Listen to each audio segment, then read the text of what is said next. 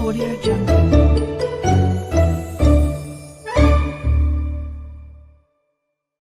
सोने के गड़े। विजयपुर नामक गांव में धर्म नाम का जमींदार रहता था। उनके पास राम और सोम नाम के दो काम वाले थे। इतने सालों से वे दोनों उन पर ही निर्भर होकर काम कर रहे थे, इसीलिए वह जमींदार उनकी कुछ मदद करने की सोच रहा था। एक दिन उन दो काम वालों को बुलाकर कहा, तुम लोग मेरे पास बहुत सालों से काम कर रहे हो। मैं अपने अपने पैरों पर खड़ा होते देख तुम्हारे बच्चे खुश होंगे, इसीलिए हमारे गांव की दक्षिण दिशा की खाली जमीन को तुम्हें दे रहा हूँ। तुम लोगों से जितना हो सके उतना लेकर खेती कर लो। इधर के पेड़ों और पत्थरों को हटाने में तो थोड़ा समय लग ही जाएगा, इसीलिए 5 साल तक तुम्हारा कर्ज भी माफ कर रहा हूँ। बोलकर जमींदार ने कहा। जमींदार के बातों से दोनों काम वाले बहुत खुश हुए और तुरंत गांव से दूर उस खाली जमीन में जाकर आजू बाजू में दोनों ही 2-2 गज की जमीन ले लिए।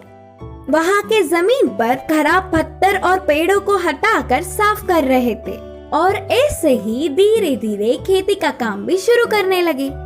एक दिन राम अपने जमीन की खुदाई कर रहा था, तब अचानक उसे एक आवाज से उसके हल को कुछ लगा और उसे बाहर निकालने पर वह सोने के 2 घड़े थे। उनमें बहुत सारे सोने के जेवर भी थे। बाजू के खेत में काम कर रहे सोम को बुलाकर पूरी बात बताया। तब तुरंत सोम ने कुछ सोचकर कहा, अरे राम, हमारे इतने सालों का मेहनत का प्रतिफल अब मिल रहा है। इसे हम दोनों मिलकर बांट के खुशी जीवन बिताएंगे। उसके लिए राम नहीं माना और कहा, ऐसे क्यों बोल रहे हो सोम? ये जमीन जमींदार जी की है। इधर मेरी हर चीज पर उनका अधिकार है। ले जाकर उन्हें ही दे देंगे। पागल लगते हो, इन सोने के घड़ों के बारे में किसी भी नहीं पता, इसीलिए हम ही ले लेंगे। बोलकर सोम ने कहा। ठीक है, फिर आज रात तक सोच कर बताऊंगा। बोलकर उन्हें घर ले गया राम।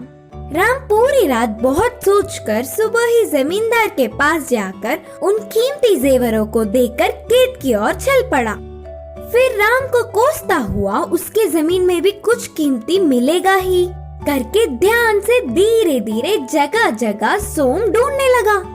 उसकी सोच के मुताबिक ही दोनों सोने के घड़े उसे भी मिले और सोम की खुशी का हद ही नहीं रहा। बाजू के खेत के राम को यह बात पता ना चले, इसका ध्यान रखा और उन्हें घर ले जाकर छुपा दिया। वह पूरी रात सोम को नींद ही नहीं आई।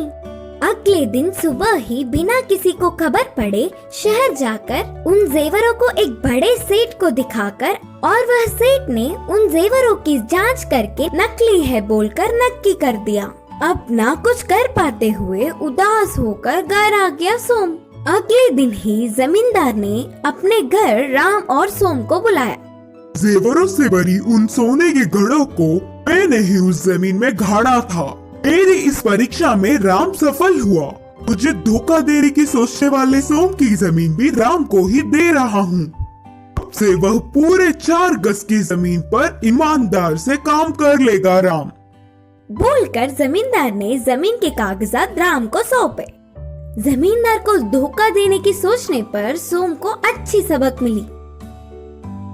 इस कहानी की सीख है कि दूसरों की चीजों पर बिना लालच किए ईमानदार रहना चाहिए।